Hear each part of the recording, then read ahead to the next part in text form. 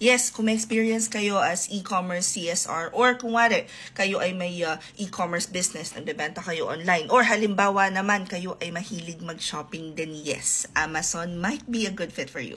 Ang isa sa pinakang common task ng isang Amazon virtual assistant is maghanap ng products. And a lot of times we feel that, uy, madali lang yun, para ka lang nagsha-shopping, but no. Yung product sourcing pa lang at saka pagpapa-approve ng mga leads, yung mga products na na-source mo, medyo challenge na siya. Kasi sa product sourcing pa lang, kailangan meron ka ng mga atake na kagaya ng reverse sourcing. May mga criterias na binibigay dyan yung client. And ang daming sourcing method na pwede ninyong gamitin, ha. One of the biggest challenges talaga kapag mag-Amazon product sourcing na lang, for example, meron dong mga apps or websites na ginagamit na paid. So, itong si Den, bilang bibukid talaga itong Junakis ko na to, pinalaki ko ng tama.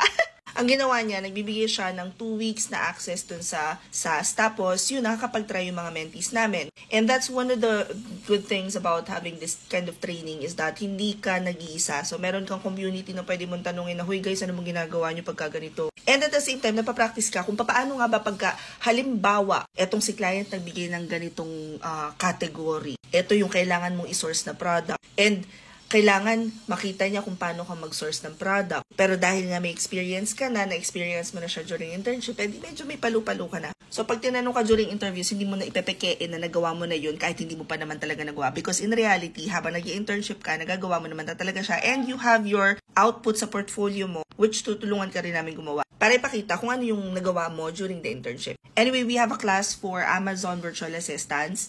2 days tong training na to, Saturday and Sunday, 8 a.m. hanggang 12 noon, pagkatapos may 2 weeks na internship. Now guys, keep in mind, meron na tayong strict process bago ka maka-join sa live training, ha. Kailangan matapos mo muna yung iyong onboarding. So sa onboarding pa lang, magkakaroon ka na ng idea ano nga ba ang ginagawa ng isang freelancer, ano yung mga tools na karaniwang ginagamit, kasi yun din yung ginagamit namin during training. And all of these are actually included na doon sa fee namin na 999 pesos lang. If you guys wanna join, i-click nyo lang tong link sa bio ko. Pagkatapos,